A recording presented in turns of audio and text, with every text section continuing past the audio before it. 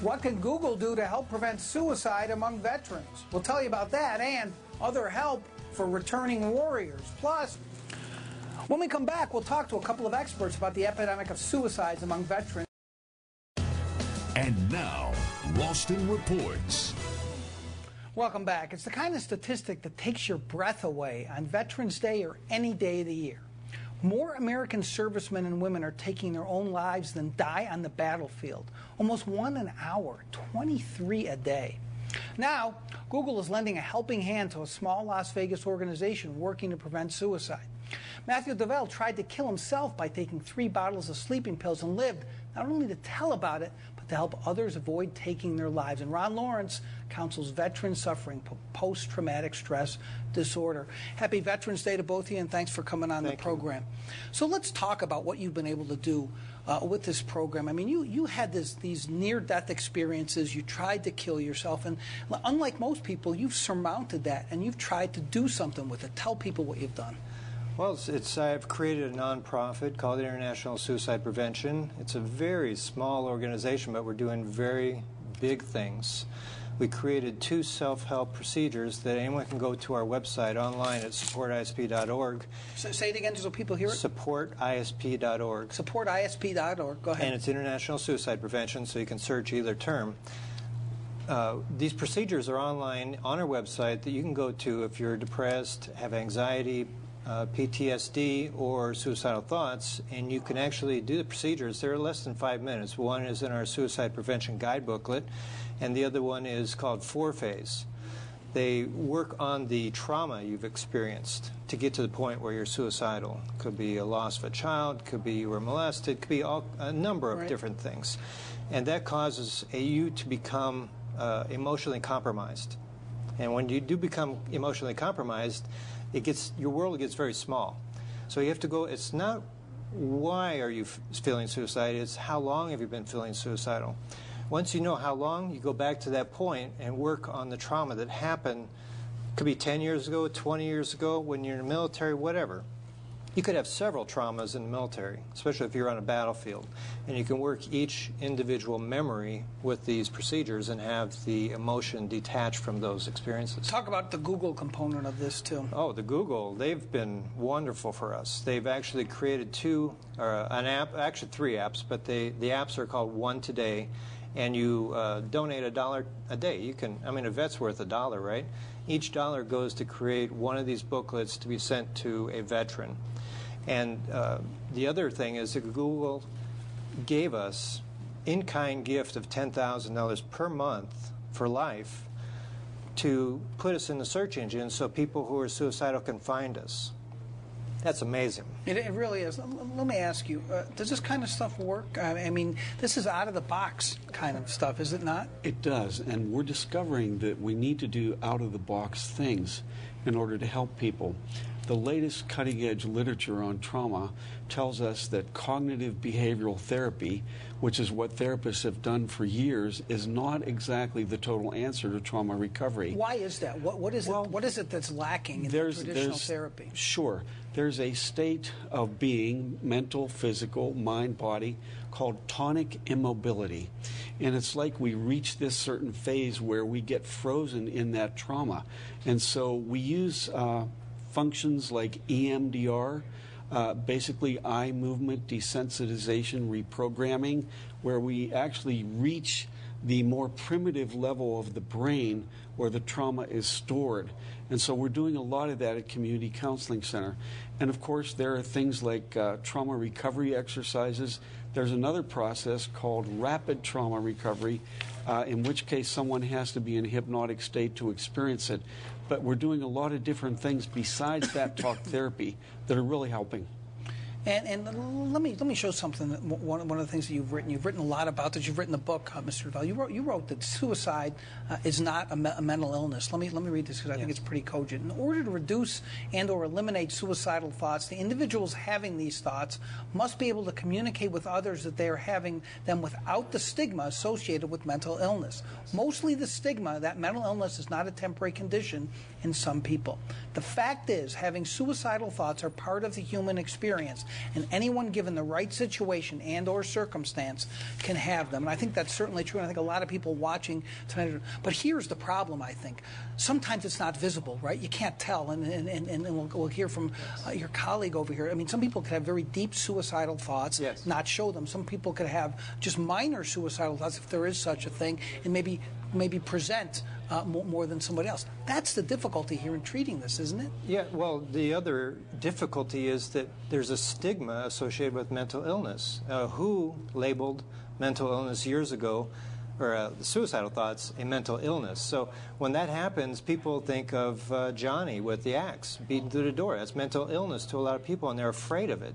And they subconsciously react when you say, I'm suicidal. They think of murder-suicide. They think of, this is not normal. This is not normal behavior for you to be thinking this way. Crazy. Right? Yes, it's crazy. That's the exact word. That's the word they use. So we actually created these two procedures that you can go online and do without stigma. That was the whole point of it. Well, we have to take a break, but real quickly, give us an example of what one of these procedures is so people understand what you're talking about. Well, the 4-phase is the best one because it actually works on anyone, even 5-year-olds, because they get trauma just like we do. And what we do is we sit them down and say, okay, we want you to look at the trauma. And if you can't look at the trauma, then you need to seek another, you're showing your website right now, another source of mental health, like counseling or medication, something else. But if you can't look at the trauma, if you can look at it, then you go to 4-phase. And 4-phase is you take the trauma and you look at it and you change 4 aspects of that trauma with your imagination. Don't people need help to do this, though? No. Can they do it online? You can do it online. It's very simple. I've created it extremely simple because when people are suicidal, their thought processes have slowed down. Because I know what this is, because I attempted suicide, so I know where you're at. So you get to a point where you have to be very simple, and that's what this is. All right, I'm going to get your take on this. We're going to take a break, and we're going to come back and talk a lot more about this. We should let you know NBC News has created a free ebook for veterans on how to use their military experience to excel in the workplace. Please visit heroesgethired.com for more information. That's heroesgethired.com. We'll be back in a moment.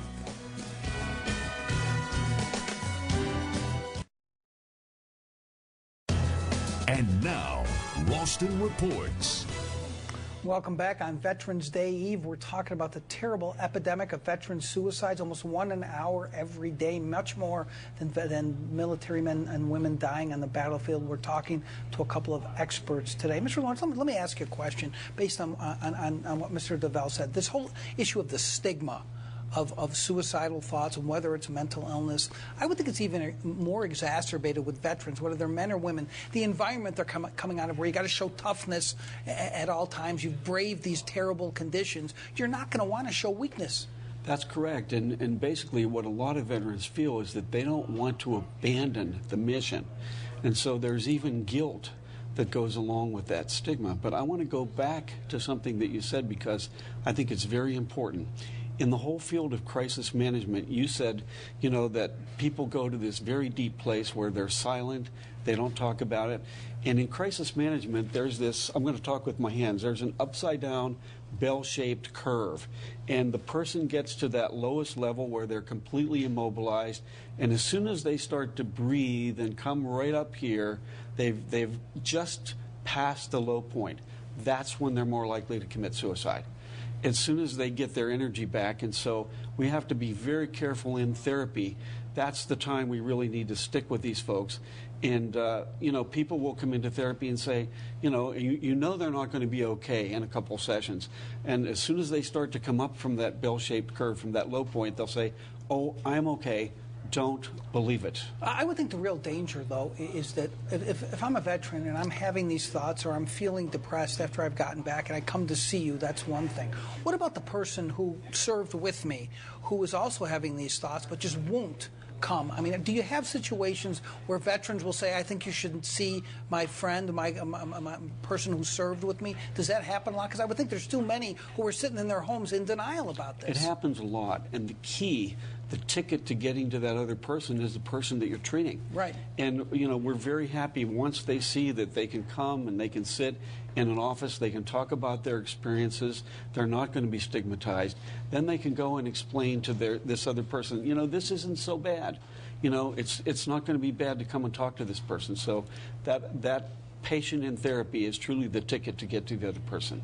Do you experience the same kind of domino effect where you have one person talks about another person? I'm also wondering from both of you gentlemen, when you have such a high-profile suicide, a celebrity such as Robin Williams, does that help in some perverse way with awareness? Does it bring people in saying, I don't want that to happen to me, or does it go the other way?